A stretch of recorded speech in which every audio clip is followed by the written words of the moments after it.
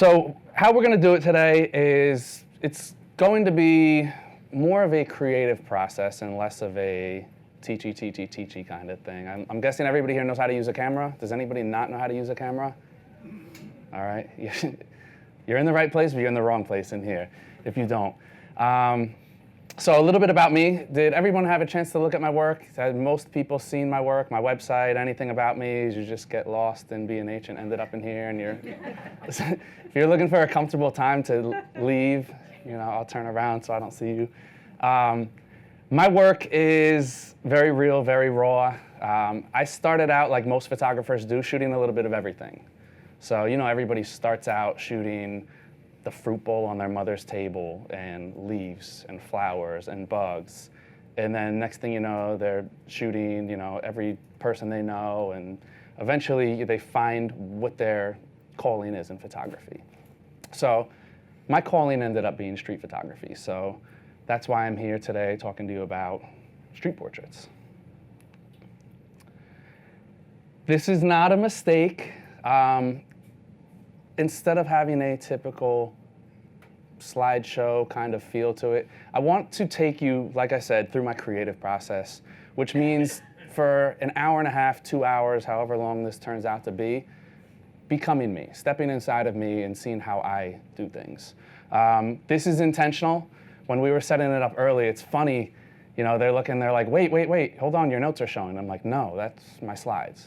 That's what I am going to work off of. That's what I want you to see. For anybody who's ever shot with me, one of my friends, Andrea, is in the audience today. She's shot with me probably a couple hundred times. And this is how I function. You have the old film photographers that always had a notepad out in the field. Well, we're in the year 2017. We take notes on an iPhone. So when I go out, this is how I'm documenting the people I'm meeting, any pertinent information, names, where I was, what happened, anything that I need to know goes right here. So I figured it would be perfect for a presentation on me and my street portraits to show you, how I do my thing out in the field. So we'll start by talking about what is a portrait. And it's such a broad term that's why I have to me. And just to preface everything, my notes, I was a writer, I was a poet. I jot things down. These are written, for some of you who are probably gonna have agita looking, and it's like there's no bullet points, and it's just kind of a throw up of thoughts on paper. That's how I think, that's how I process. If I'm out in the field, I'm just kind of jotting down whatever. I'm not taking time to number it and write full sentences. Sometimes it's a full sentence, sometimes it's not. So I apologize if my notes are a little hard to follow. But we're going to talk about what a portrait is to me. It's such a general term, a portrait. Whether we're talking about painting, whether we're talking about photography, it kind of changes. There's a definition of it, but when you look at the definition, it's like I look at it and I'm like, well, that could go this way, that could go that way. I consider it an artistic representation of a subject, person, animal, mannequin. I'm not one of those creeps that you'll find on the internet. I love shooting mannequins. There's something about when I see a mannequin, everyone's looking at me like, how do you take portraits of a mannequin? It's a person. It's not real, but the same rules apply. So I throw that up there. I told you, I warned you that this is not going to be your typical, I'm not your typical, when I teach, I'm not a typical teacher. When I shoot, I'm not a typical photographer. But we're talking about an artistic representation. We're talking about how do you show the world, how do you show whoever's viewing the image what that person is, whether it's somebody's pet, there's an art to it. It's capturing the essence of that person, that animal, that mannequin. So my goal for today is not so much to teach you, as I already said, you're all photographers. Whether you're an amateur, whether you're a hobbyist, whether you pick up a camera once every 3 years, or whether you're a magnum photographer hiding in the crowd just kind of checking out to see where I'm at, we're photographers. I want to show you how I capture the streets. I want to take you through my creative process. This isn't going to be a lecture where we're talking about f-stops and ISO and exposure compensation. We're going to be talking about looking at my work, analyzing it. Talk about the stories. Talk about what was going through my head, why I captured things, why I captured them in the way that I did. So it's going to be more about the creative process. We're going to look at a lot of my work today. So I don't want you to think that, wow, this guy's just sitting here for an hour and a half showing us his pictures. I can just look at his Instagram or his website. For me, that's how you really become where you want. That's where you get to where you want to be as a photographer. I looked at photographers that I idolized, photographers that I wanted to be like, and what was it? It wasn't watching them teach me how to use a camera. It was looking at their work. It was reading quotes that really talked about what they were thinking when they shot a picture. And whether we're talking about well-known people or people that you probably have never heard of, but that I idolized as street photographers, one thing is all the same. Everybody has a different creative process. You could take 20 people out, take them in the streets, shoot 20 of the same people. Everybody's gonna have a different vision. Everyone's gonna see someone completely differently.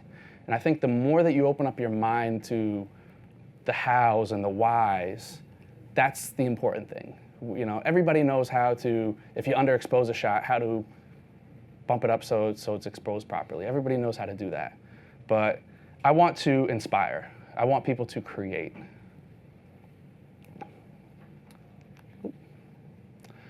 So what makes a great photo? Again, to me, photography is art. It's subjective. Every person has their own idea of what a great photo is.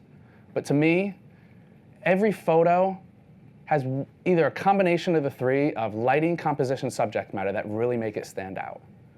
Some pictures you look at and you don't know why you like it. It's just aesthetically pleasing.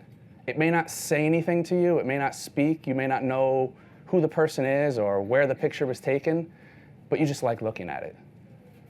Some pictures, they have more of an artistic feel, where they're composed in such a way and they have elements of shapes and hold different characteristics as far as the way light and shadows play together. In some pictures, Humans of New York is a perfect example. It's all about the story. Why is Humans of New York so popular? He says it himself. He doesn't call himself a great photographer. He tells people stories. That's why he has tens of millions of followers, because of people's stories. So it's about the subject matter.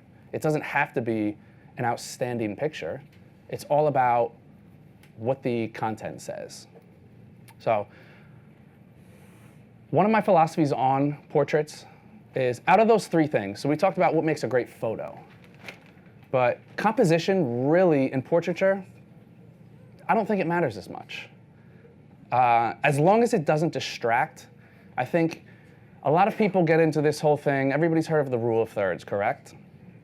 How many people use the rule of thirds in more than 75% of their work, by show of hands? So a couple. I teach photography. I teach street photography. But when I teach people to throw out rules. The rule of thirds, do I use it? Yes. Do I consider it a rule? No. It's a guideline. It's something to go by. When it fits, I use it. When it doesn't, I don't. I tell people, why didn't you center that? Oh, because it's supposed to be offset. Well, who said? Who's making these rules? It goes based on what you like, what you see fit. So that's just one thing that jumps out to me, is that I put a premium on subject matter and lighting. When it comes to those three things that I say make a great photo, for a portrait, I consider two of the three to be the most important. With composition, like I say, as long as it doesn't distract. I see pictures where somebody tried so hard to use the rule of thirds that they cut off half of someone's body because they had to have their head on that line. And I think to myself, I'm like, why? There's nothing in the background. It's just a portrait. It's a headshot. Why do that? And the answer always comes back to, oh, well, the rule of thirds. So throw out all rules. I've said it in my other street photography lectures that I throw out rules as far as ISO and settings and all that. I think to really get down to the creative process, you have to work with a clean slate. You can't be confined. You can't say, oh, well, I've heard this, I've heard that.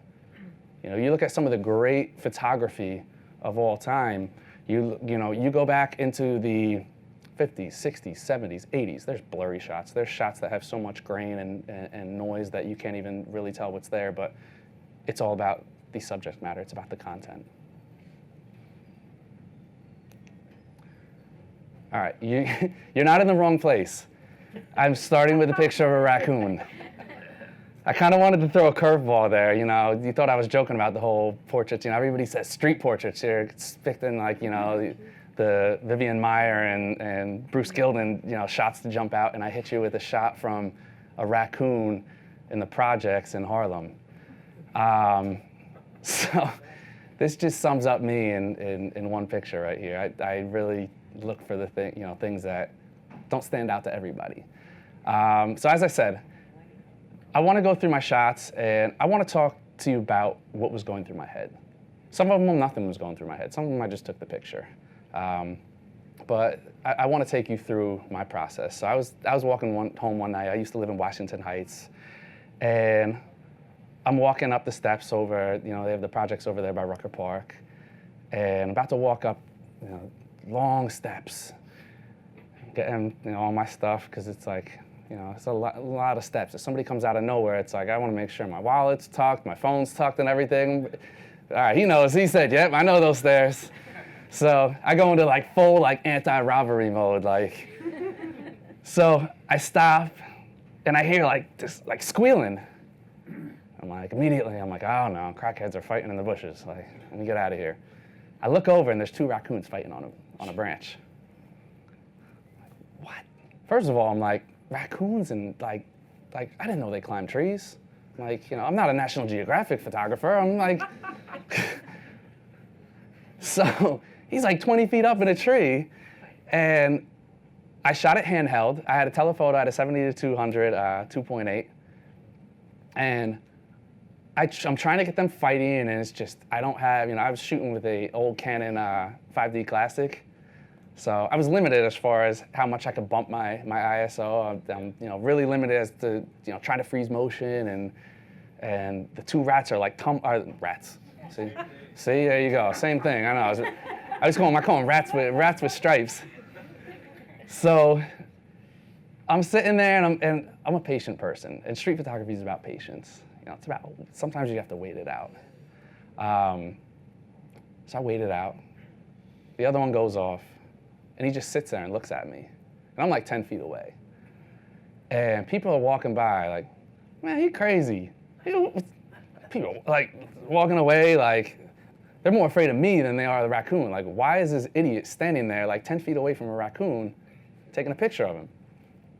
And it was about the lighting. That's what drew me. It was just like this dramatic lighting. Like, you look at it and there's no flash. It's available light. It's good old New York project lighting. And that's what stood out. You know, it's a little bit, you know, some of these pictures I'm going to talk about, you know, it was just lighting that stood out. Some of them, it was just subject matter. Some of them, it's a combination of the two. Some of it, you had perfect light, you had a great content, and it just made for an amazing picture. This shot right here, it was really about the lighting for me. It's actually a funny story behind this. I was down in Harlem shooting over on Lenox Avenue, and I met this guy a couple years back. So met him on the corner. I liked his shoes. I stopped him for a portrait, him and his boy. We exchanged Instagrams. That's like the street way of finding out if I'm a cop or not. Is apparently if I have an Instagram, I can't be a cop. So once I've been turned down for pictures, and then, yo, you got an Instagram? I'm like, yeah. Get my Instagram? All right, you good. All right. Go to my followers real quick, see if there's like the official NYPD account in there, like whitehouse.gov. So this was one such occurrence. I met him, and we kept in touch on Instagram. And he told me, he said, I want you to shoot my daughter's first birthday. I'm like, all right. Like, I don't really do that, but I'm not going to tell you no. Like, I'm standing out on a corner. I'm like, out on 140th and Lenox. I'm not going to tell you. You could tell, I want you to shoot my cousin's wedding, all right, for free. Yeah, all right. So, know when to say yes, know when to say no. So we kept in touch. I shot his daughter's first birthday. He said, you know, you going back to Harlem? I said, yeah, I'm going back to the Heights. All right, got to catch a ride with you. I'm going back to Harlem. I got to work. So I said, all right. So I drove him back, and we stopped at a gas station. I had to get gas. He's like, yo, I want a picture. I'm like, all right, we're at like Sitco. So let's go. So he wanted a picture like in front of the pump. I'm like, all right, I'm not gonna question it. I started looking, and my street instincts kicked in. It's like, I'm in a gas station in Jersey. I saw this light. I'm like, all right, like, I'm gonna blow his mind. So he's a layman when it comes to photography. Most people are. Unless you're a photographer, you don't look at pictures and say, oh my God, this beautiful lighting right there. Like, let me just have you stand here. No. And most people can probably sympathize with this.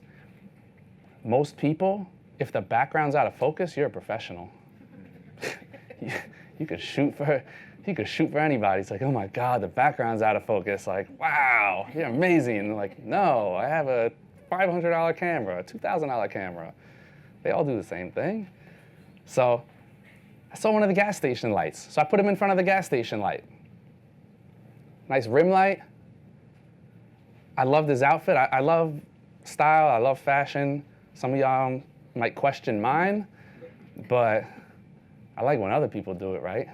So he's got, he just had the everything Jordan, Chicago Bulls. It's like I grew up, I hated Jordan, but as a basketball player, I respected him. So it's like everything, like this picture is like, he wanted the picture, I wanted to make it mine.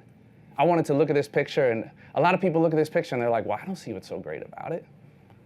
To me, it's like, it signifies a bond, a connection that I made on the street. And then, I took this and it's like, I look at it and I'm like, man, I took a damn good picture in a gas station in North Jersey on the way back from a first birthday party with a dude from Lenox Avenue that I don't even know. And then I'm like, damn, like, wow. That's the power of photography. This one right here, simply lighting, I stopped and I actually was out shooting with a friend of mine, and we both saw him at the same time, and it's always like a foot race, like, nah, I want him.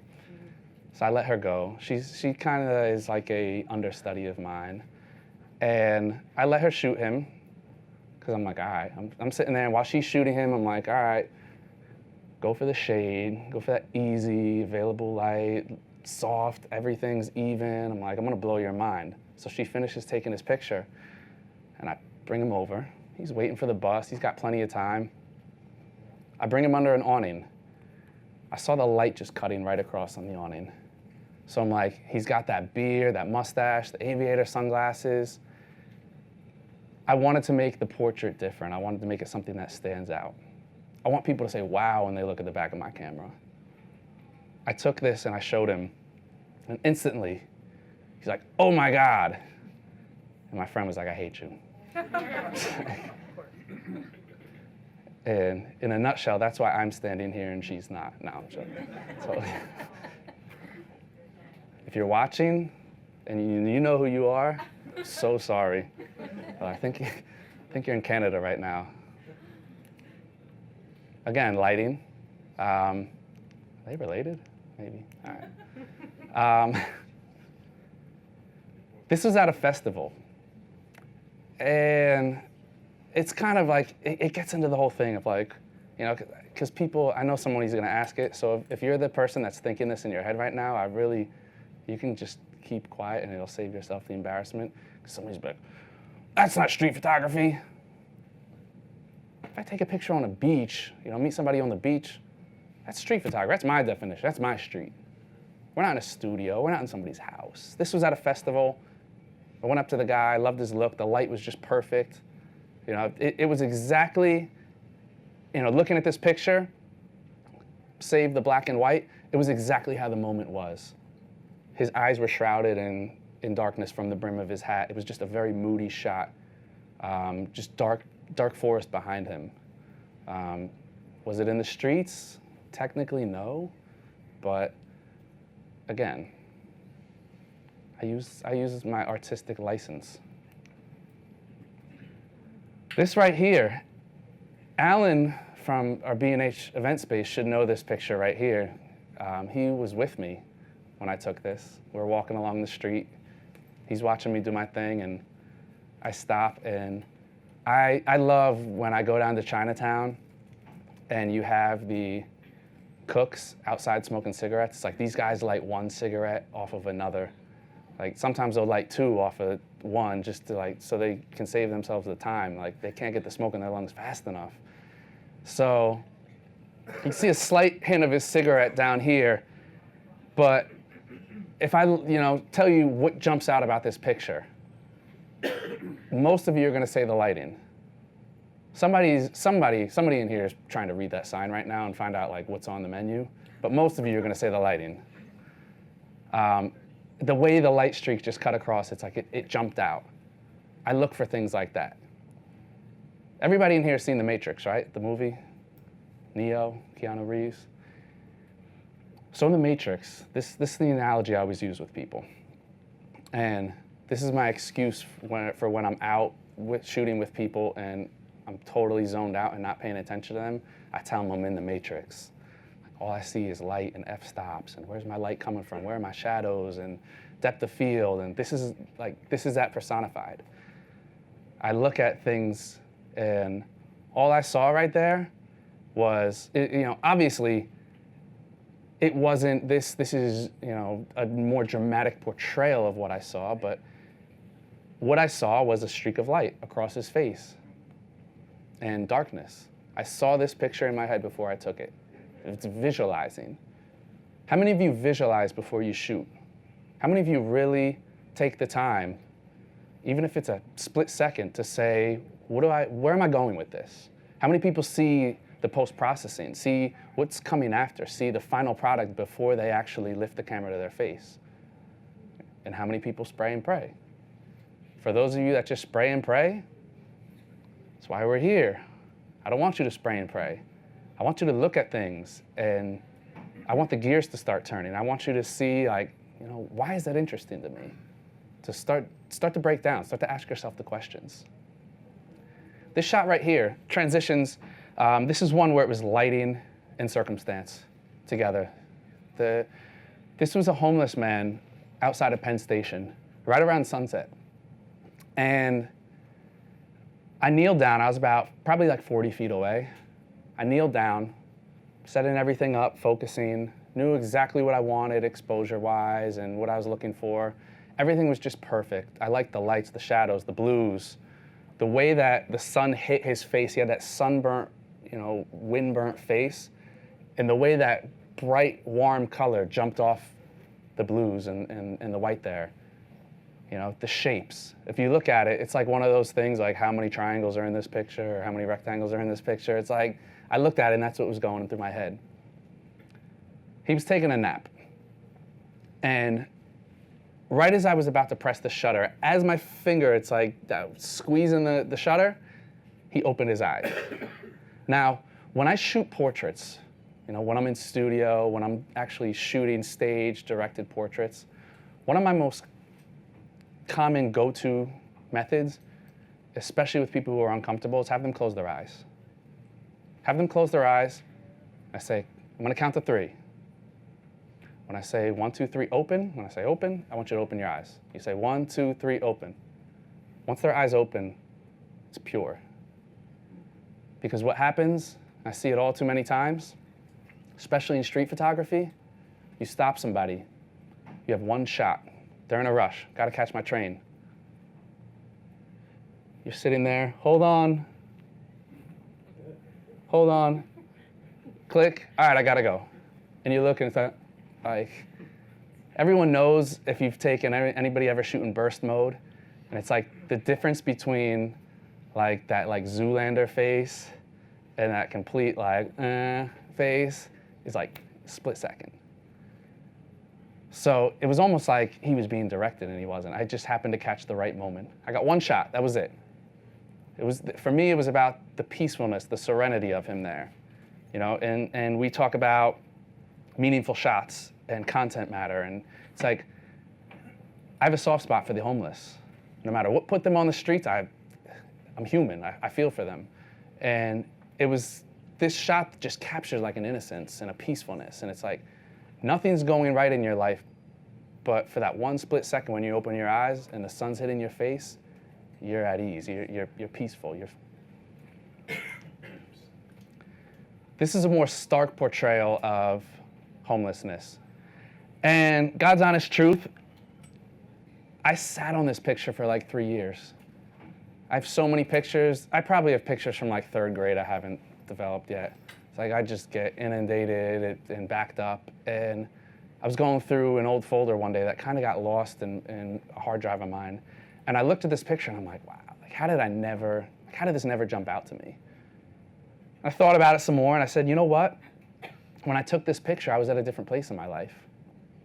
It's like, homeless, I don't care. I'm trying to get by. I'm homeless.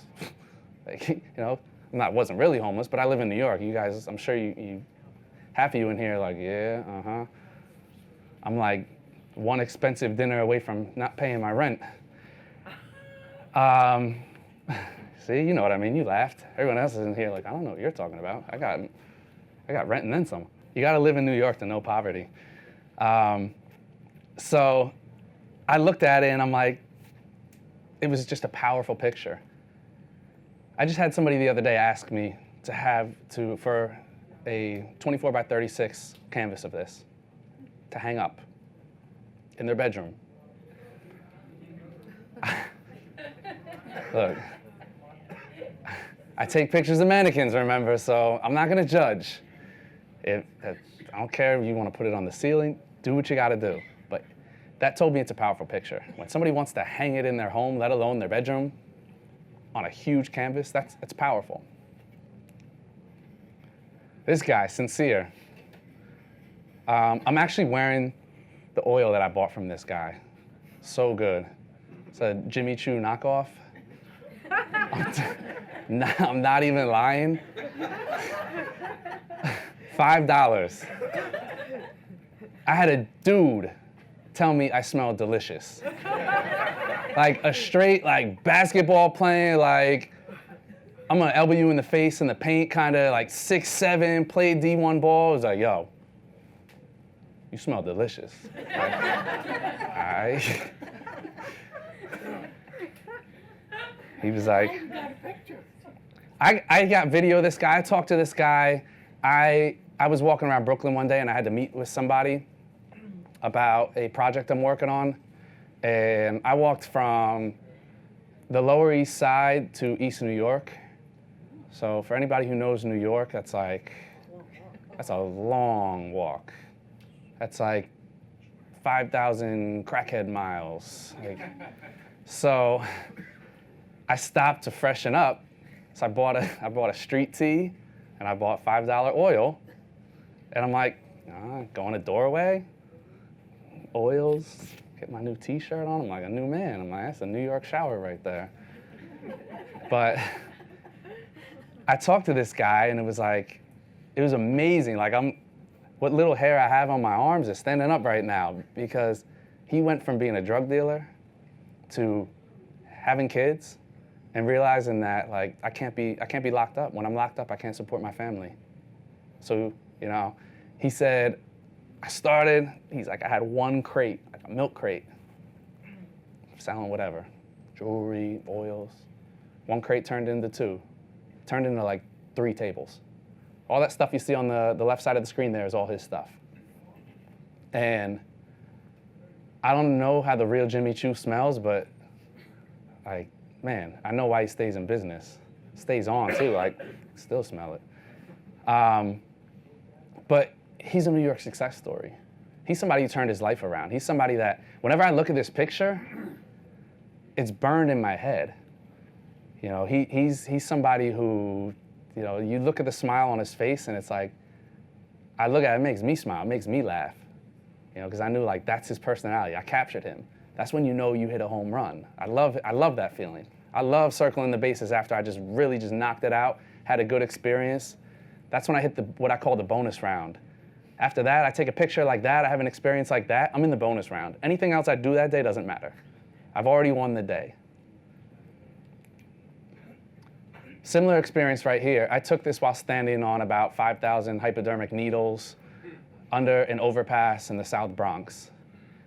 And this couple, you know, for as bad a rep as a lot of homeless people get, and you know, for anybody who knows, the South Bronx and the Bronx is the worst borough for heroin abuse.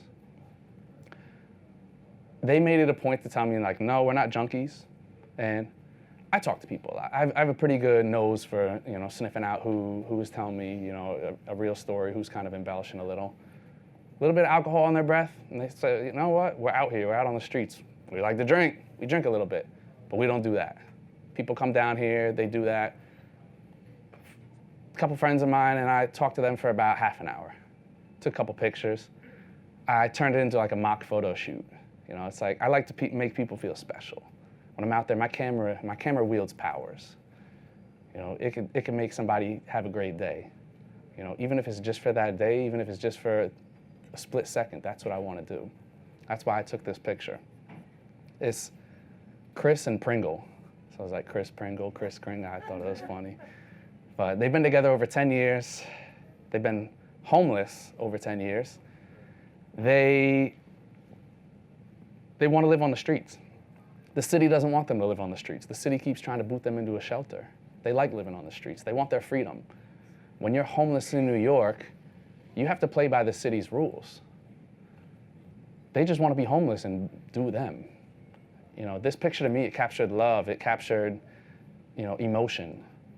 I look at it and it's like, you know, it's the smallest little thing, but if you look at the catchlight in her eye, it's like, I know I may be reading into it, but it's like, it's almost like a glimmer of hope.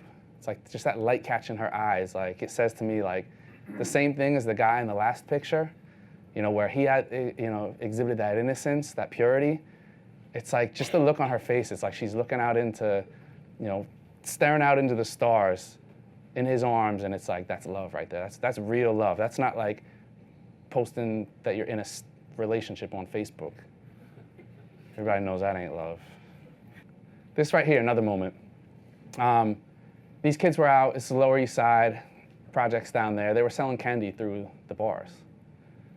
So it's like, you know, like that's New York right there.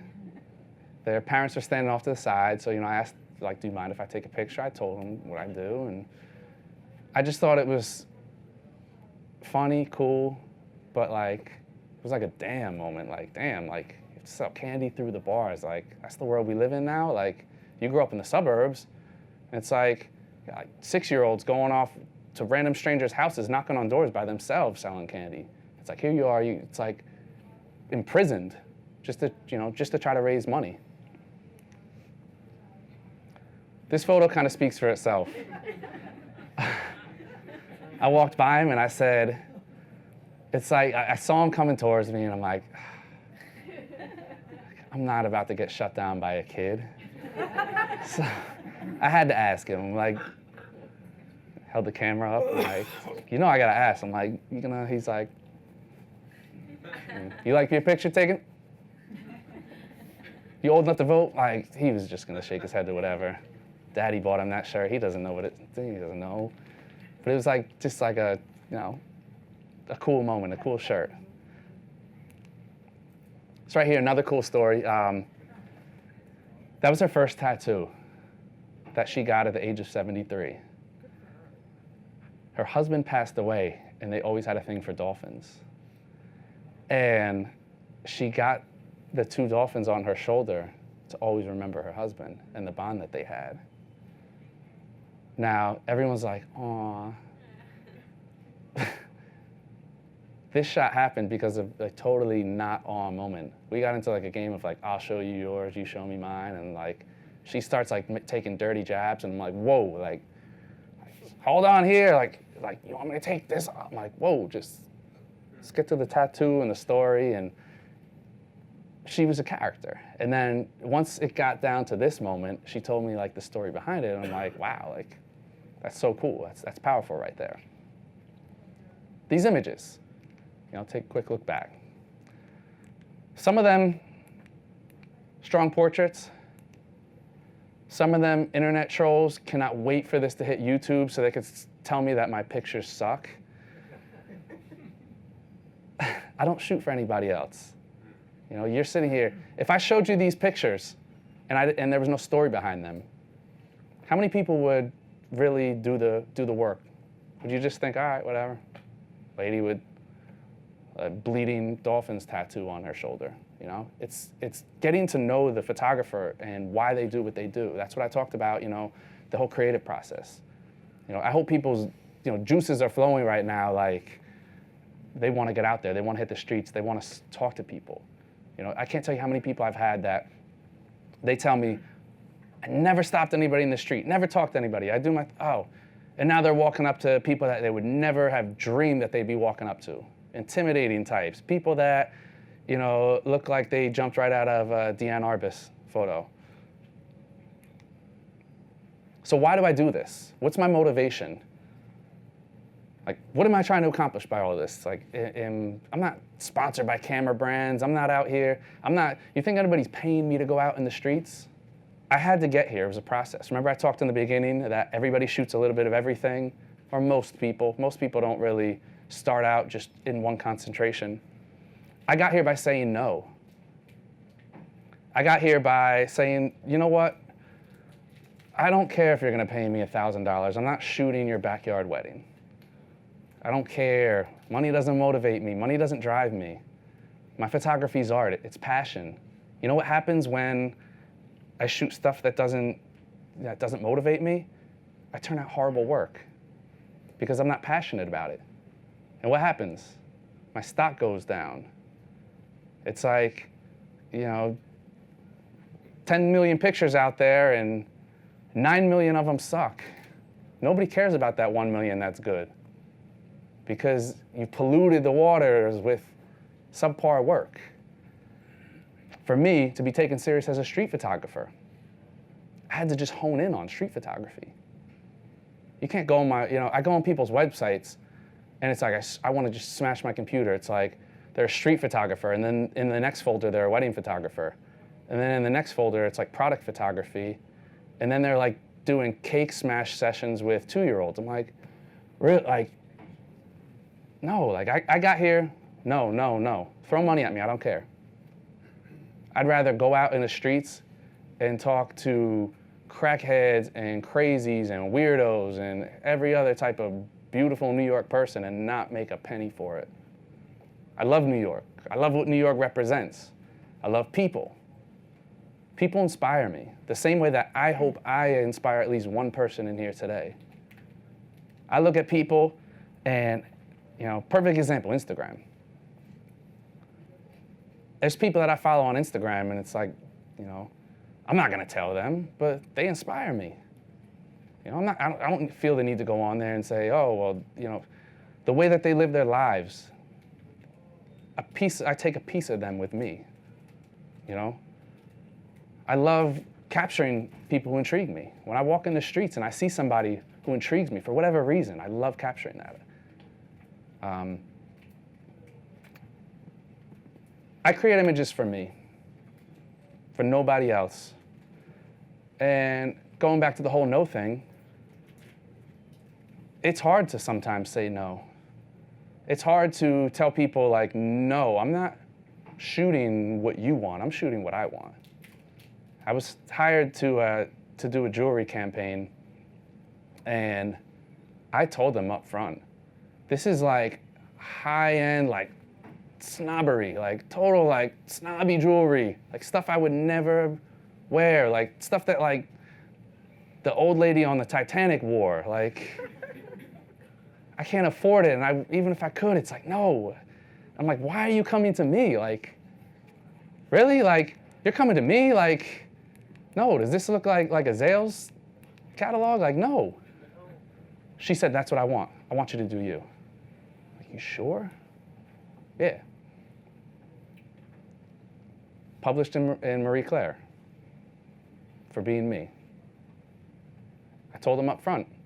You know, I told him, I said, sometimes my pictures are pretty, sometimes they're not. Sometimes they're real, sometimes they're raw. It kills me the amount of post-processing that people do now. It kills pictures. My work is raw, untouched. If you're having a bad day and you have acne,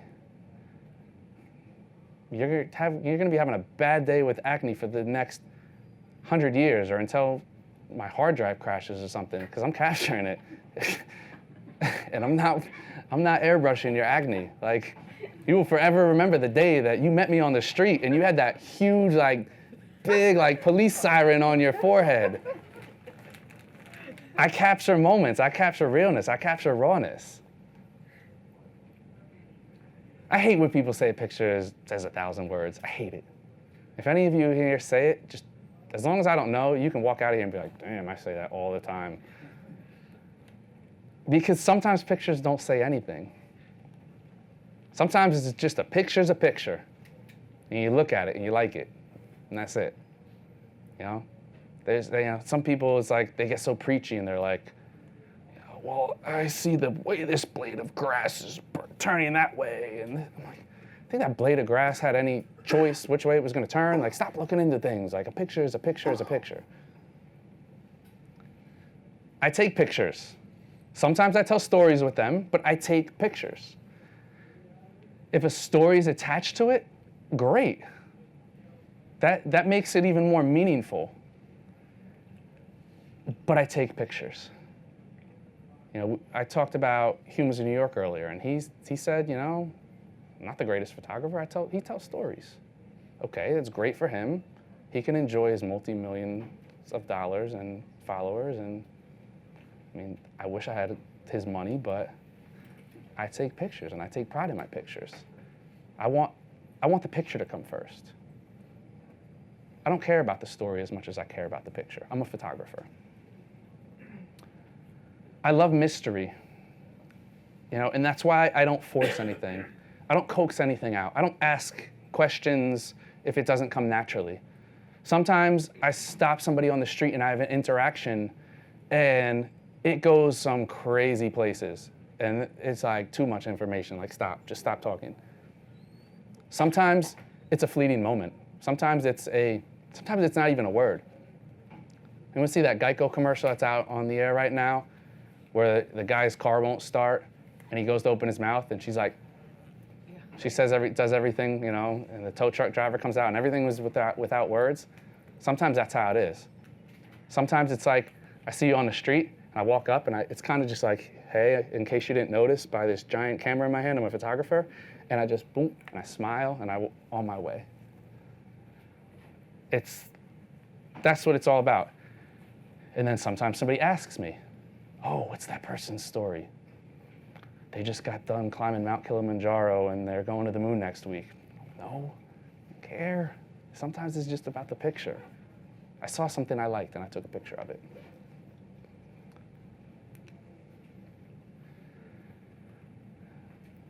Here's some photos of, you know, why I do what I do. These are pictures that represent, you know, what I love. You know, the people of this city, the people that intrigue me, the people that I engage with. This is Mario. Mario, he's probably, like I was telling them earlier, he was 96 when I took this a couple years back. I took this about 4 years ago. So, Mario, if you're watching, hit me up. Likeamachine.com. He might be live streaming. He was still shoveling his driveway, and like shoveling like out. And dude's 96, and he's out there like man, machine. He's the real. He's a machine. You know, this is a guy that I stopped him. And it's like I just loved a certain thing. You know, he was one of those people you look at, and it's like I love people that just have like that charisma. They have something. He just had that character. The French say that je ne sais quoi. Like, something about him. And then I talked to him, and he does all his own work. He doesn't let the super do anything. And I'm like 96 years old, and he's still out there busting his butt. You know, it's like people like that. Like, those are the stories that I'm like, all right, there's hope. It's my boy Thailand. Has anybody ever seen this guy perform? He's a, I know you have, probably a million times. He's a acrobat. Crazy. I mean, he's a contortionist, acrobat. He's a street performer. I took this picture of him, and he loved it so much that it became the cover for his DVD. And it's kind of cool because he's blown up. He's been on like TV shows now. He was in a Super Bowl commercial. And it's like occasionally I'll see something like linked to him, and this picture's used, and I'm like, I took that. You know, like it's kind of a cool thing. So I took this during one of his performances, and you know, you have to separate yourself, right? Everybody's taking the same picture. All the tourists are standing back there. This is the tourist camera pose, by the way. Tourists are like this, looking through the viewfinder. So I jumped out. I got right in his circle, and I'm like, engage with him, body language. I'm like, I'm your guy. I'm gonna take the pictures that you want. So he came over, and he started, you know, hitting me with the poses, or prison pose, like people like this, you know? I got to know him, we built a relationship. I ran into this dude, like, after I took that first picture, you know, I emailed it to him, or sent it to him on like Facebook. I think I was on Facebook at the time. Sent it to him on Facebook. Ran into the dude like 2 years later, remembered me. And I'm like, now, when that happens in my neighborhood, I'm the only white guy within like 10 miles. So when I run into somebody and they remember me, I'm not really flattered. I'm just the only white guy in my neighborhood. But New York, I mean, tourists, like, all right, camera, like, it flattered me that he remembered me. So, you know, we started talking, and he's like, you know, I love that picture, this and this and that. We started talking. I want to use it as a cover of my DVD. Again, a relationship was built, a bond was made. Everybody knows this guy if you're from New York. They asked me earlier, how much did you pay him for that picture? I don't pay for pictures. You want to pay me, that's fine. You want to buy me an energy drink, that's great. But I'm not going to pay. I know a lot of people, he makes them pay. I use the smile. It's presence, you know? If you're a likable person, you know, probably half of you agrees I'm likable, and the other half is waiting for that bathroom break that never ends. I went up to him on the street, we engaged, and, you know, once people know, like, especially people like this that are out there doing it for money, I like to capture the New York characters. He's a New York character. Everybody knows him. Most New Yorkers recognize him. Once it was said in his head that I'm not a tourist, that like, hey, I'm a New Yorker like you ain't getting my money, that's when it was like, you know, it was less of a photo op and more of just like, hey, like, let me grab a shot of you. Just real nonchalant. This guy, he's a character.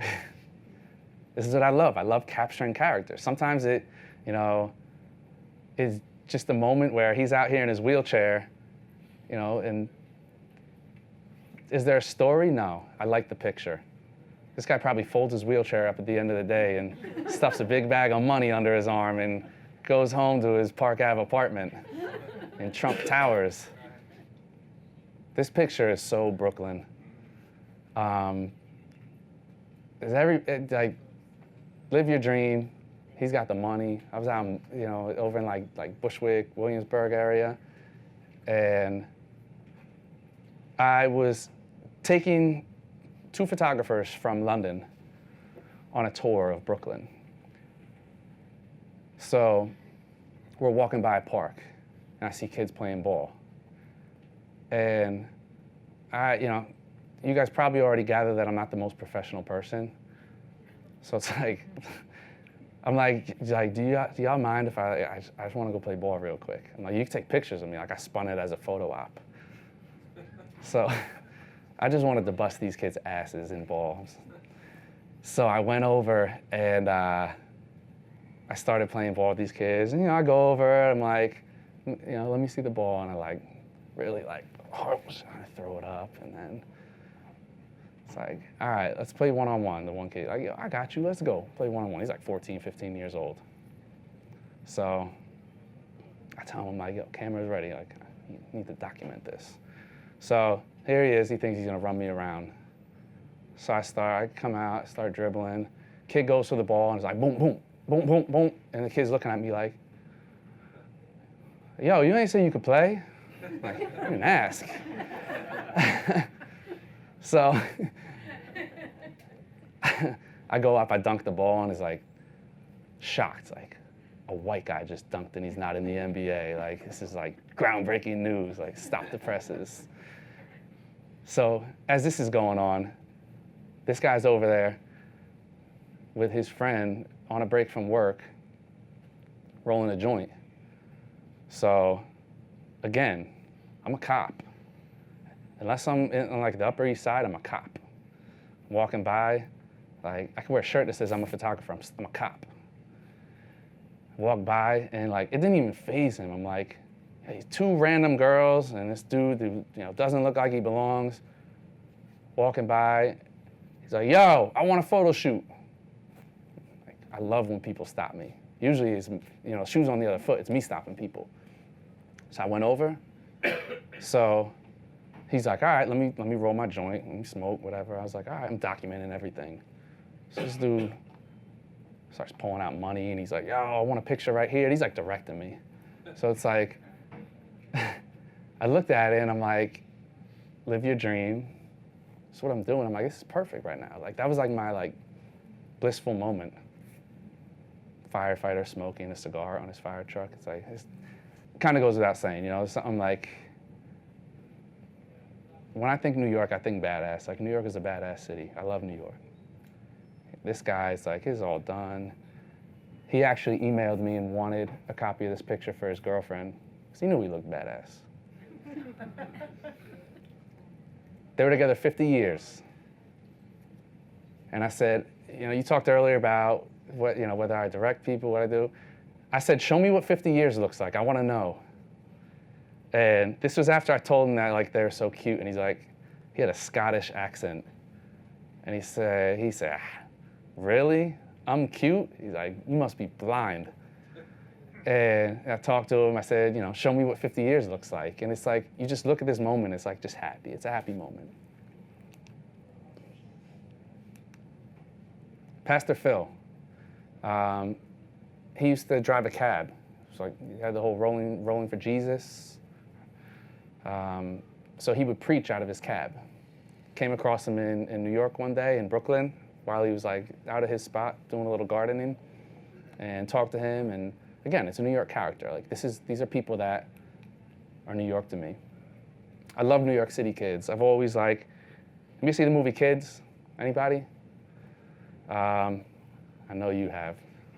I love New York City. Growing up in New York City is like how could you not want to? You look at New York City kids and it's like, all the trouble they get into. It's like it's all fun. It's like there's no consequences. Even if you got arrested, who cares? It's a story. It's not bad. It's not gonna ruin your life. You grow up in the suburbs and it's like you get arrested. It's like, my God, my life is over. You get arrested in New York and it's like, I can't wait to tell people about this. I'm gonna be laughing about this on a roof, drinking Steel Reserve 40s one day.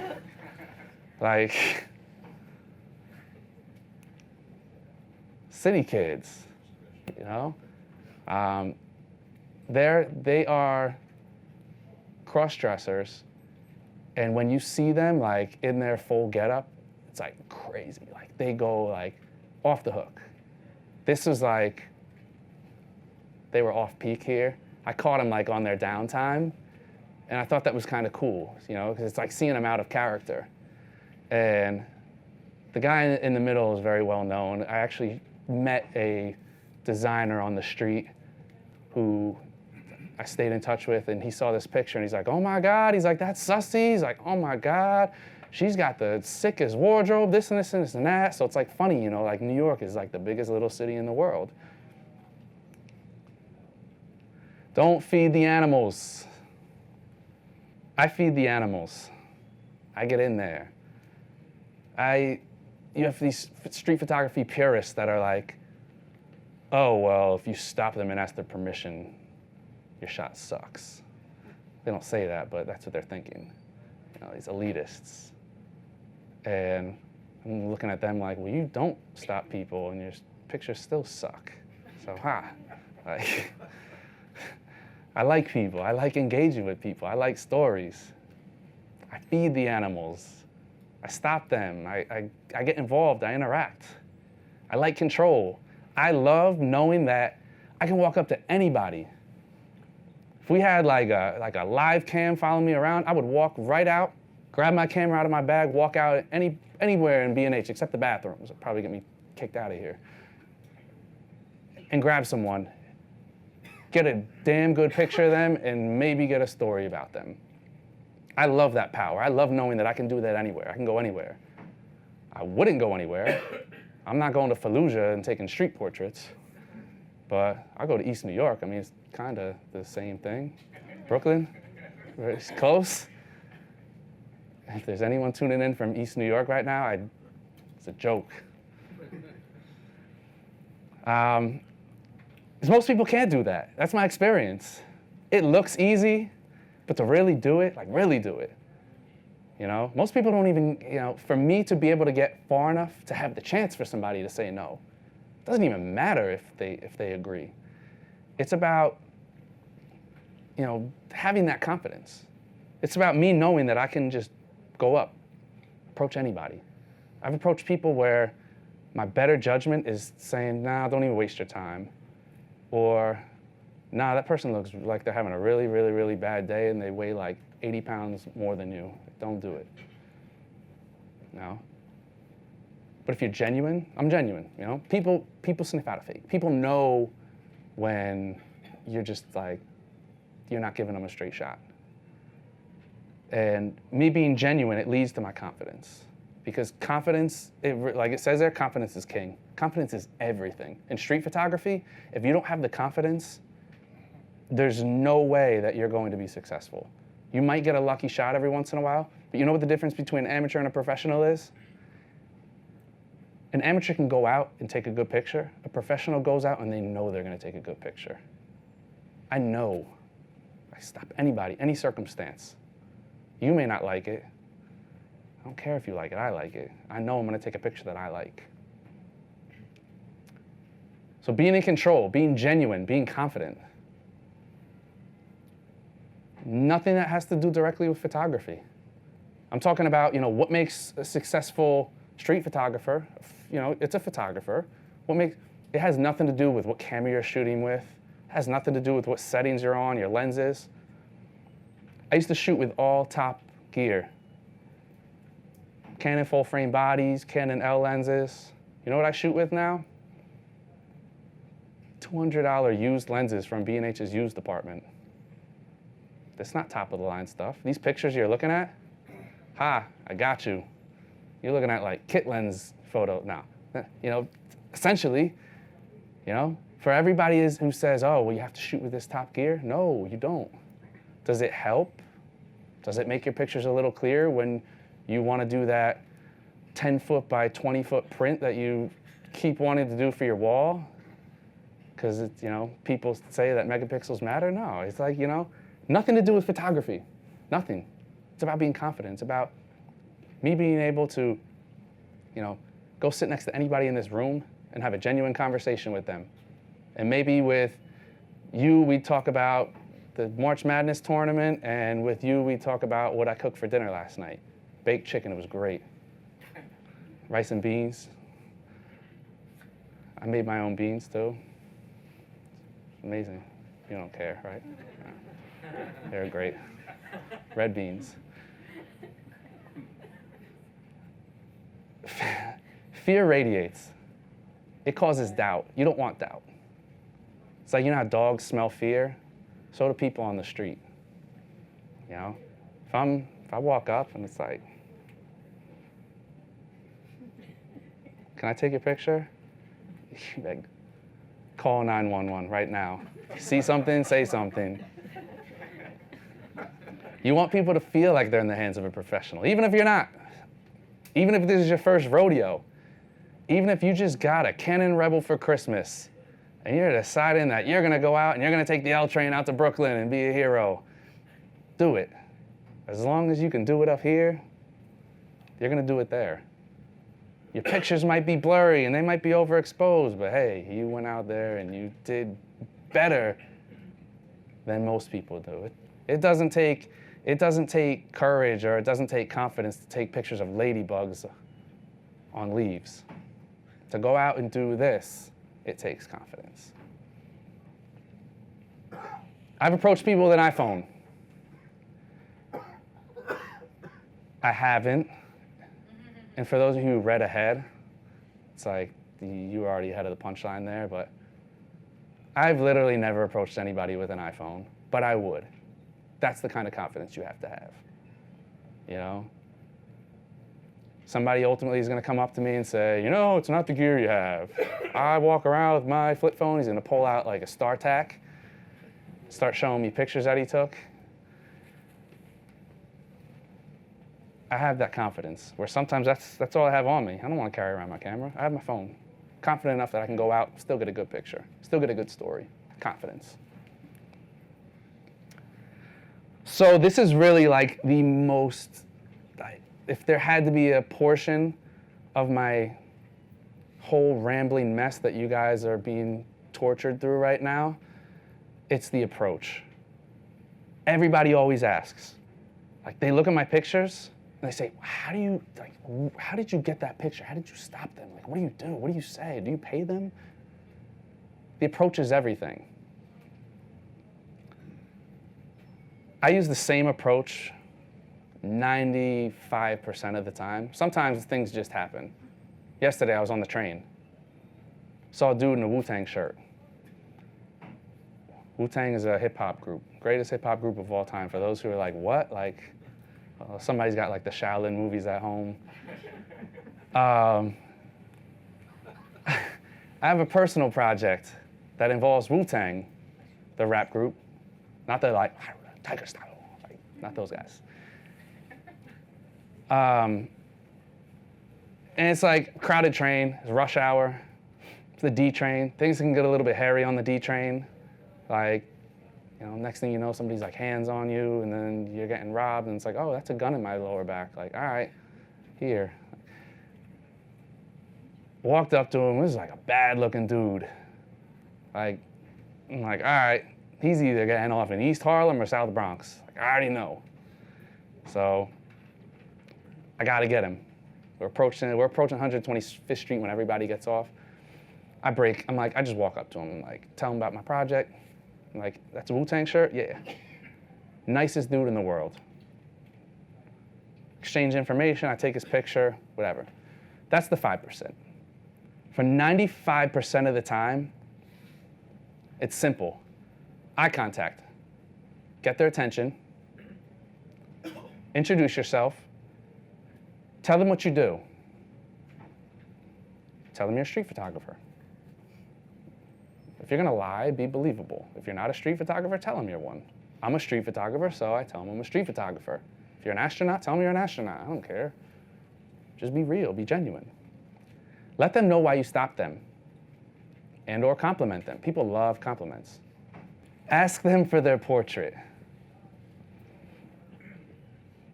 Ask them for their portrait. I had a kid take one of my classes. It's like right there. Broke it down. Walks up to this guy. Yo, man, can I take your picture? Guy just looked at him like, for real? For real, dude? Like, and like, Garrett, I love you, but you look like Justin Bieber.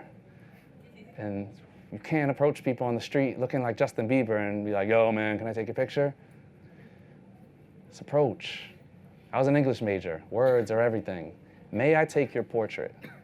Sounds so polite. Who turns down a nice, polite gentleman that just complimented them? Now, if I walk up and I'm like, yo, dude, can I take your picture? You might not care. If I walk up to somebody else, I'm a creep. Like, hell no, you can't take my picture. It's all in your approach. So, I want a random person, just somebody random, just walk down this aisle right now. Anybody? Preferably be somebody who has an aisle seat. Nobody. There we go. You're welcome. Excuse me. Hi, how are you? My name's Chase. I'm a street photographer here in New York. How's it going, Scott? Pretty good. I love your shirt. I love, like, I don't know what that design is, but I love it. And like that green, it matches my eyes. I would probably look amazing in that shirt. But I'm a street photographer, so I shoot fashion and style in the streets. Love how you look. Do you mind if I take a portrait of you? Not at all. Perfect. So it's that simple. I'm more of a red kind of guy. That's why I thought you used a little green. I need a little green. It would match my eyes, though. I got green eyes. I wasn't lying. That's how it is. That's what you do. That's how you interact. See how it's just real free-flowing, you know? Anybody here in sales? Does anybody do sales for a living or has done sales? Do they still tell you that sales is 80% listening and 20% talking? I'm sure there's some old stiff in a training class somewhere right now telling some young, impressionable kids that. In the streets, it's 80% talking, 20% listening. I didn't want Scott to have anything to ask, say, tell. I don't want you talking. I just want to like get everything out. I'm going to tell you, introduce myself, stop you. My friend Andrea, she always laughs at me because I always say, excuse me. So she's always like, excuse me. Like, it works. Got to drag it out. Excuse me, how you doing? My nickname is Chase. Ease. Because you know how many times I stop people, especially up in my neighborhood? I tell them Derek, and it's like, Dere, like, they don't know. I live in a Dominican neighborhood. Like, I'm talking like 99% Dominican neighborhood. I say my name, and when I introduce myself as my nickname, Chase, like Chase, like the bank. Oh, yeah. Easier. I want it easy. Like, like, Chase, mira, como el banco, Chase. Like, oh, sí, claro que sí. So, I don't want you asking questions until after. I want to just knock this out because you know what's going to happen most of the time? Oh, yeah, sure. Like if I stopped you, I complimented the scarf. If I saw you guys together, you're a wonderful couple. I'm a street photographer. I shoot fashion and style. I love how you guys look. Do you mind if I take your portrait? Sure. That's how simple it is. Sometimes they ask questions. Sometimes they say, well, what's it for? I'm not going to be in one of them there nudie magazines, am I? Like, no. My Photoshop skills are good, but your face is safe. From the second I decide that I want to take a picture of you, I start analyzing you. I'm a people person. I studied sociology. I people watch, I analyze. Nowadays, the kids call it creeping. By having that scouting report, it's home court advantage for me. Ball's in my court. If I see you coming down the block, you'd be surprised the information people give off just 50 feet of walking. Their confidence, their swagger, the way they walk, if they're talking to people, if they know everybody on the block, if they look like they're having a bad day, I use that. I use everything to my advantage. I'm constantly analyzing. I want to capture a piece of them or the moment. Could be either or, could be both. I'm capturing something that's bringing that moment into the future. And I need every piece of info. Even if I turn a corner and boom, I'm struck with somebody, gears start churning, I start talking, I stop them. Sometimes I don't have, somebody doesn't give me the time of day. Sometimes I only have a quick picture. You win some, you lose some. But if I have the time, if I have the ability to stop somebody and really get the gears going, I start analyzing everything, their demeanor, how they're dressed. You know what I'm doing? I'm judging. Yes, I'm judging. Because 9 times out of 10 when you judge, for my purposes, and I'm not saying kids don't do this in life, please don't judge people, but you're right, you know? Like the people, some of these people I shoot and they're in this crazy gear, and then I stop to shoot them and they're like, ugh, I don't want my picture taken. I'm like, why did you walk out of the house looking like that, expecting otherwise? Like, really? Like, all right, if you walked out of the house and you got like spaghetti sauce stains on your shirt and you're wearing like the old sweatpants, like the tapered ones, like tapered before tapered was cool with like the elastics on the bottom in some color that like no one wears, like puke green, like, okay, you don't want your picture taken. But some of these people come out and it's like, if they say yes, go bananas. If somebody gives you the license, run with it. My older generation folks, that's what they call an emoji. Those are emoji bananas, for those that don't know. Go bananas. Run, like really, like if somebody's gonna stop, and some people love it, some people ham it up for the camera, that's your chance to really take the portrait and make it yours. Don't be stiff. Don't get permission. It's like, somebody walking up to you at the bar and buying you a drink, and then you get like, no, that's not the time to get sweaty palms. Like, they just gave you the okay. Run with it. In the street, when you're taking pictures, somebody says yes, start feeling them out. If I get the vibe that they're not in a rush, they're just chilling, they love the fact that somebody stopped them, okay, what am I looking at?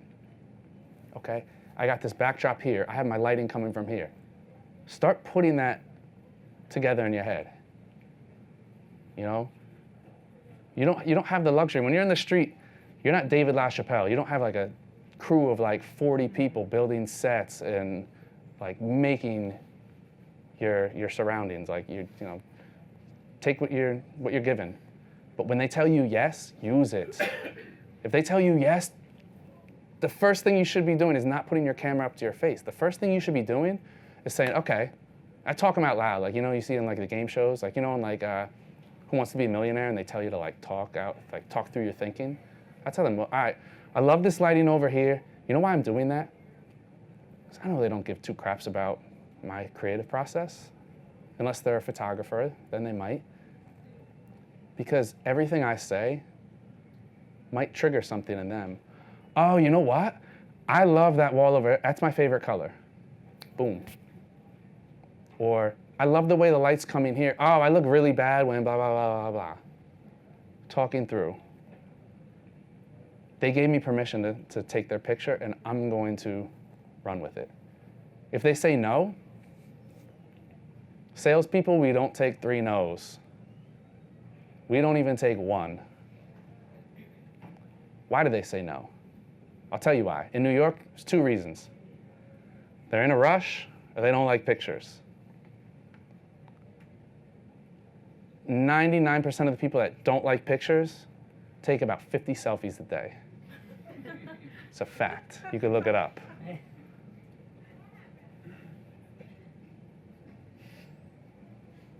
You ever see, like somebody takes a picture, you're out, and somebody posts that picture where you look horrible? Like, oh, why did you post that? Untag me. Can't believe we're having this conversation right now. Like, this is like, is this where we're going? Like, I mentioned Facebook and Instagram like 20 times. Half of you probably lost, right? Yeah? When someone else takes a picture of you, I only let photographers take pictures of me. I got like radar. Somebody who doesn't know what they're doing with a camera in their hand, I'm like, no, I am not making myself available. I don't want to look horrible to all your whole followers. Your whole fan base is going to look at me like my nose looks like Toucan Sam from the side. No, see a camera over here, I'm like, yeah. Most people aren't used to having their pictures taken by professionals. So if they tell me they don't like pictures, no, I don't like pictures. Let me take 1 picture, 1 shot. If you don't like it, I'll erase it. Never had anybody ask me to erase a picture. I swing on the first pitch, home run. That's it. Knock it out of the park. If they tell me they're in a rush, it only takes a second. I know what I'm doing. I'm a professional. Remember, make them feel like they're in the hands of a professional? They don't know who I am. I don't need time. Oh, I'm really running late. I'll walk with you. I'll pan you. Like, I don't care. I'm not taking no. Get it through your thick head. I'm getting your shot. I don't care if I could run fast. Where are you going? You going up here? You going to the train? You going to 168th? All right, I'll meet you there. I'm gonna stake you out. I'll run ahead. Stake you out. I'm getting your picture. Very first time I got told no, I was like crushed. It was like the most miserable moment of my life. I didn't leave my house for like a day. I talked about it for still talk about it. I'm like, hey, I'm talking about it right here. It was like 3-4 years ago. It's like, you told me no, and like you were so nasty about it. And it was like a kind of no where it wasn't like, I don't like my pic. It was like one of those no's where you're like, you know, when you ask your mom if you could do something and she says no, and you're not even gonna try to reason with her. All right, I'm just gonna go play over here. These are some shots, and this series right here is interesting stories of the approach. So this guy, I totally forgot I was dressed like Santa Claus. Don't ask me how, like that's just the kind of wild life I live, like, you know, leather one day, Santa Claus outfit the next day, like I never know what I'm gonna, no, that's a joke.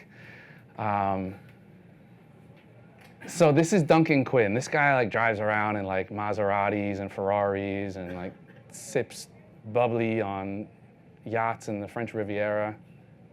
And I'm walking by. It was during SantaCon, so everybody knows what SantaCon is. So I'm like, all right, I'm gonna step ahead. I'm gonna dress up like Santa. I'm not gonna drink, but I'm gonna like get on the inside. I'm gonna get inside access. I'm one of them. And it worked. Until we left SantaCon, and I'm still in a Santa Claus suit. And I walk by this guy's Nolito boutique, and it's all like Italian, you know, race cars and Benzes, and like this guy like that suit is like a $10,000 bespoke suit he's wearing. So I walk by, I see him in there, and I'm like, I saw the wall, I saw him, I'm like, wow, it's like perfect. I go in there, totally forgot I'm dressed as Santa Claus, and the guy's just like looking at me. I have 3 heads, or like I have a Santa Claus suit on. And he agrees to the portrait, and he's like totally stiff. Any British people in here? All right, good. I don't care about if you're watching, you can't hit me right now. He's like just one of like stiff, like I'm not gonna smile British guys, like real tough. But it made the picture, you know. It's just I love that look. You know, I look at that picture and I'm like, wow, it like jumped out of a magazine, if I must say so myself. This guy, that's Greg. So this is interesting. He actually approached me. Now normally, I love music. Music gets me going. Only time I turn my music off when I'm out in the streets is, you know, when I want to interact and when I'm in a certain neighborhood that I want to hear somebody come up behind me. I was in Bed-Stuy and I was just feeling music. You know, when you walk through Bed-Stuy, like, I'm sure you know, like walking through Bed-Stuy and you're listening to Biggie and it's like, sets you off, right? Like, I know, like you got ready to die, like, that's how I felt. Like I was listening to Biggie, I was in Bed-Stuy, like I was in the zone. And I feel like somebody coming up behind me. And I'm like, all right, like, I hear like, yo. And I stop and I'm like, yeah, like, yo, you shoot dogs? Like, what? Totally forget I have a camera in my hand. I'm like, what? Like, do I shoot dogs? Like, no, I love pets. He's like Peter undercover. They got him in the hood now, watch out. So I was like, I shoot everything. He's like, yo, come with me. I'm like, all right. So I followed this random dude to this random house in Bed-Stuy. Like looking back on it right now, like it's probably not smart. If you were my mother, you would slap me, right? If I came home and told you that, I'd slap me if I was my mother. So we walked to his house, 2 dudes smoking weed out front, and they're looking at me again. I'm the cop. yo, why are you bringing 5 over here? Like, walks me behind the house, and I'm like, taking a look around, like I'm breathing it in, like this is gonna be the last thing I'm gonna see on earth. Like, the backs of buildings in Bed-Stuy, like, great. He brings out these 2 huge Cane Corso dogs. And he wanted me to take pictures of his dogs, you know? And now I have, you know, the story for my Close Call series that I'll put together one day about all the stupid things I did for a picture that's not gonna get me anywhere in life. This guy, I just love it. He wanted his picture taken. That's his boss in the truck. So he's like, yo, I want my picture, but my boss right there, man, he gonna yell at me. So his boss turned away, and he struck a pose, and I just snapped it real quick. It's like, he really wouldn't have been in trouble, but it's, you know, it was a funny thing. This was the same Santa Claus day. I chased her, trying not to slip and bust my face open, but she walked by, and I was like, wow, like, she was beautiful. The snow was falling. I asked her for a portrait. I just said, you look beautiful. The snow is falling. I love it. It's like, it's perfect, you know? She's a pretty girl. Snow was falling, you know? It's magical. Same thing, different scenario. I chased her down, and she turned around like, what am I doing? But sometimes you gotta stalk your prey. Like, animal kingdom out here. And at first she was a little creeped out. Like, why is this guy who's like half my age telling me that I'm beautiful? Like what does he want? Like, does he like money for his sick mother? Like, that's like the supermarket parking lot scam now. Like, my mother's sick and we can't. And like, meanwhile, her mother's on the other end of the parking lot, like sitting in the car, listening to music. Like, all right, you got like 10 more minutes, let's go. She looked at me like I was crazy, and then she softened up. Compliment, you know? I complimented her. It's a police dog. Everybody's out there like, I knew he was a cop. I was doing a photo walk for B&H, and the dog had an NYPD cop shirt on. And there was a cop car right there, and they weren't even related. And I was like, wow, like, I'm doing a photo walk for B&H, and like this happens. I'm like, man, like the gods of street photography are really looking out for me. So after a quick cavity search, I had them put the hat on the dog. So I was like, you know, I set up the shot. You know, I don't always do this when I'm out in the wild, but you know, it's like when I take people out on photo walks, you gotta, you know, you're immersing yourself. You want to create these moments. So I thought that was, you know, just a cool shot. This guy, so he's just vagrant out there, sipping a Corona in Chinatown, and went up to him, and I led with the camera. Sometimes it's just like the, hey, and he starts posing. He's like, hold on. Then he's like, doing like this. Like, hold on, let me get one drinking. He's like loving me. And then he comes over and he wants to see the picture. So I'm like, oh boy, I could smell this guy's Corona from like 20 feet away. So he starts like touching me. He's like, you got nice arms. I'm like, oh no, I don't like where this is going. Yeah. I gotta stop wearing that Bed-Stuy body oil. Last time somebody told me I had nice arms. That's the after hours session. Next thing I know, he wants to fight me. Like, come on, bro. Like, you just told me I had nice arms. Like, now he's like this. That's how it happens sometimes. Environmental or not. Says Wikipedia, an environmental portrait is a portrait executed in the subject's usual environment, such as in their home or workplace, and typically illuminates the subject's life and surroundings. I'm not gonna edit Wikipedia on that one. Like, that's pretty good. You have people-centric, or subject-centric portraits, and you have environmental portraits. the machinist sitting in his shop. You have the postman standing next to his truck, environmental portraits. I take a little bit of creative license as I do with everything else. And it doesn't have to be your home. It doesn't have to be your surroundings. If the mood is right and I like the settings, I'm going to incorporate them. Sometimes it's about the person.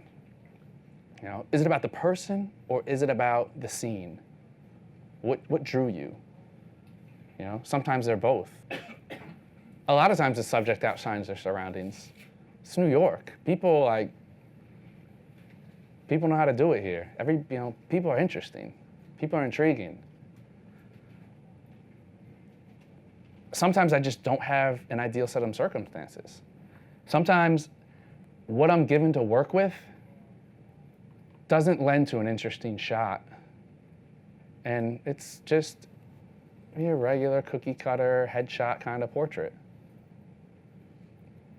Sometimes that's how it is. You can't win them all. Not every picture is going to be a National Geographic cover. These are some environmentals. This picture saved my life. I was down there shooting. So this is the block I was on earlier. This is 140th and Lenox Ave up in Harlem. Met this dude, talked to him, met everybody else that he was with. And I got rushed by a dust head. A dust head is somebody who's on angel dust. Angel dust is a drug that makes you crazy and gives you like superhuman strength. I had no shot. This guy was up in my face. I was down there. I had a 70-200 lens on that day. It was the only lens I brought out. 70-200 lens. Nobody's walking around this neighborhood with a camera with a 70-200 lens. So the guy felt threatened. This shot was taken a week before that happened. The day this shot was taken, they were all intrigued with my camera. Stopped, talked to them, showed them what the camera could do. I took a picture because, for people in that neighborhood, Big L is a rapper. He's a hero to them. He's like, that's a mural that will never be painted over. They have pride in that, in him. So I took a picture with him, an environmental shot because that's his home. That's home right there. And a week later, when I got rushed, by a crazy person, I had 10 people that had my back because of that picture. This was in Williamsburg. You could probably tell by the PBR can.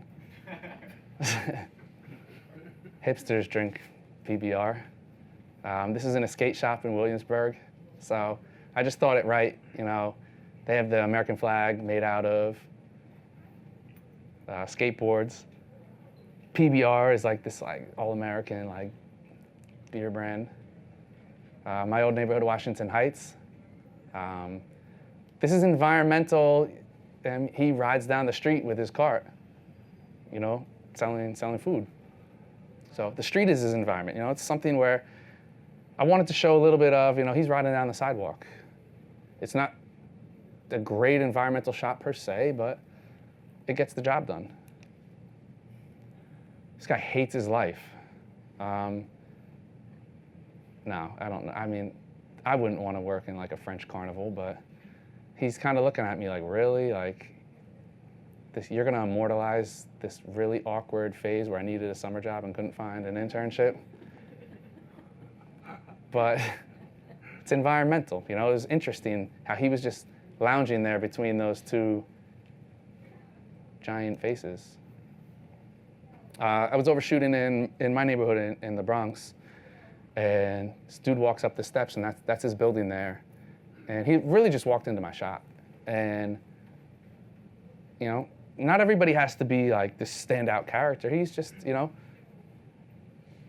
present is the future. The present is history. The present, it's like you're capturing something that one day people are going to look back and say, I wonder how people dressed in 2017. How is this section of the Bronx going to be 50 years from now? They might look back at it and say, wow, that's how kids used to dress. Kind of I look back in some of my old pictures and I'm like, wow, I used to wear purple Zubaz pants. and that's not even that long ago, you know? It's not like I'm that old. But I like to capture the present for the future. Same thing, just environmental. I saw his fur coat through the window. The bar was closed, hanging out in the bar during the day over in Harlem. And you walked in, it's like you just got a sense of like the neighborhood. Like if you look in the background, you can see a whole bunch of Barack Obama stuff, an American flag, and it was just like, I really felt a sense for the neighborhood in there. So I wanted to capture it. Even though I didn't highlight it, he's the highlight of the shot, but I wanted to keep him by the window for that window light. I love directional window light, but I didn't want to just focus on him because I felt that the environment was important for telling the story. Everybody knows that building, right? If you don't know that building, you're not from New York. You're from New Jersey.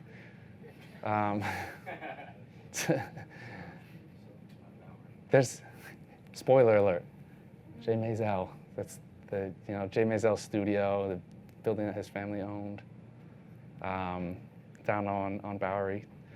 It was just bought, but it was always a staple for being covered in graffiti. And this is a shot where, again, a purist might say, well, that's not a portrait. He's not looking, and he's the subject. He's the subject of my shot. My intent is portrait. I was at a bar, and I loved the look. I loved him. It's funny, he had like this West Coast vibe, and he's a Puerto Rican dude from Lower East Side. It's like he looks like one of the Vatos from LA. But I just loved the whole look, and it would have been a disservice to throw out that whole background, from the environment there. Now this shot, no environment. What's his story? Why did I take a picture of him? I took a picture of him because he stopped me on the street, asked if I'm a filmmaker, asked if I shoot video, said he's trying to get his story out there. He just got done doing 45 years for a double homicide that he says he didn't commit. Everybody's seen Shawshank Redemption. Nobody did it. I'm not going to judge him. That's not my job. His story was engaging. And 45 years ago, this country was a different place. The city was a different place. I wanted to just center in on his face.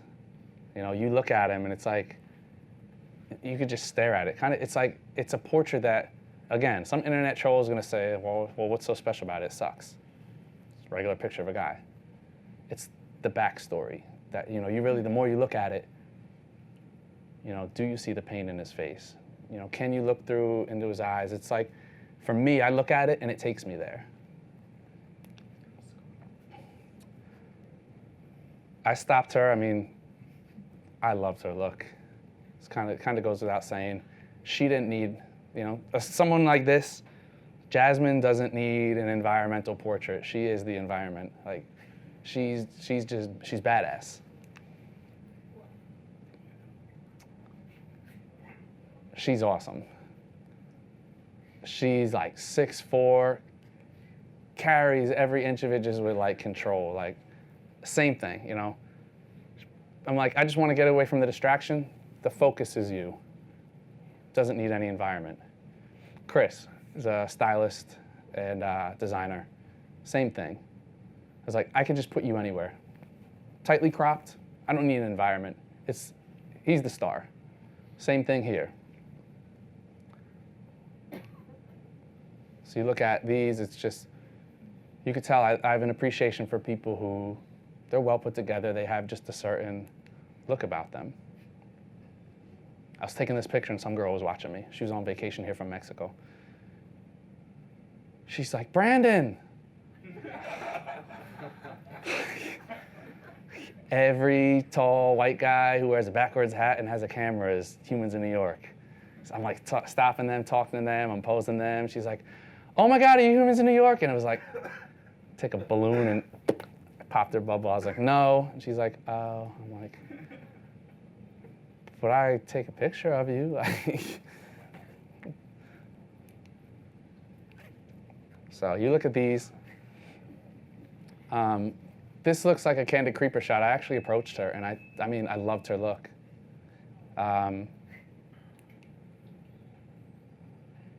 This guy, the wizard. He's everywhere. He's everywhere, right? See? It doesn't have, you know what that is behind him?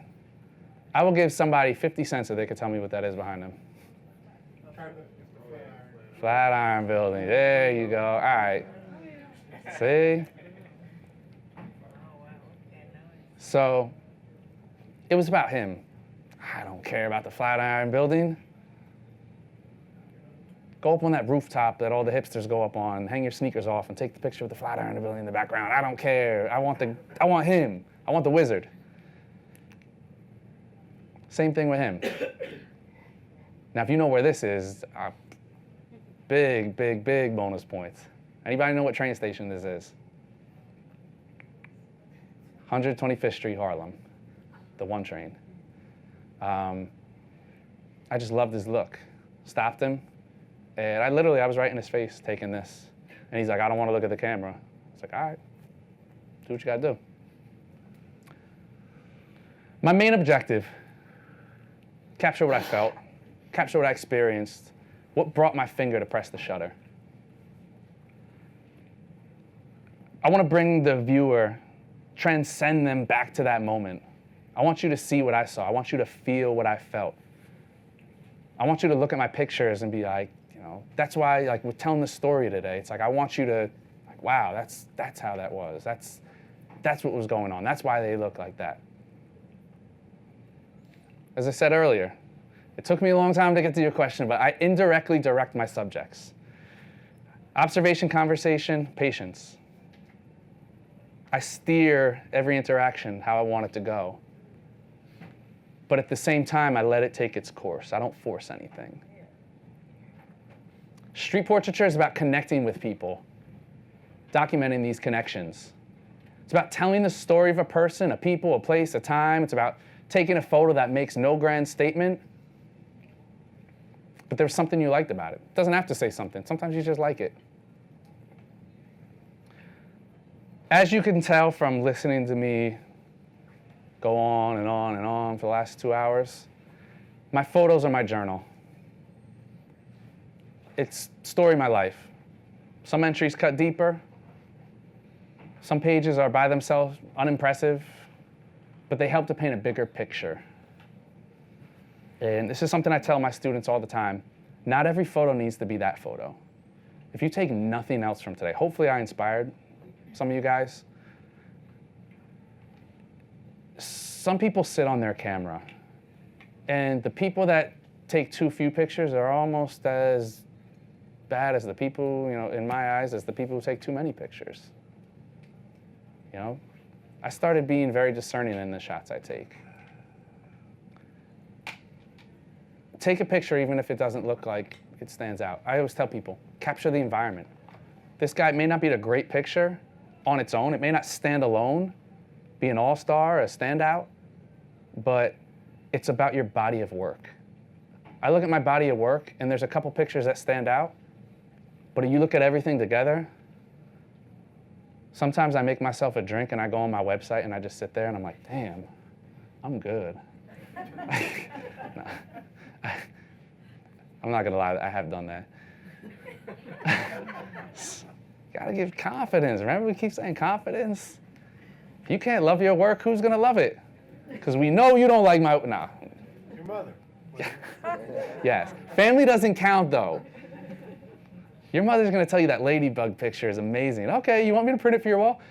Yeah, I don't have money right now, but yeah. No, I know, I'm not gonna charge you. Do it for love. Do it for love. This is gonna be my parting words before we go into questions. So we don't have that much time for questions. Do it for love, because people shoot weddings for money. For anybody who shot a wedding and knows the misery, Deborah, I know you shoot a lot of weddings. don't do it for the money, you know. Although B&H is a wonderful selection of camera gear, they are not paying me to say this right now. No, do it for love. So you guys have been a wonderful, wonderful audience.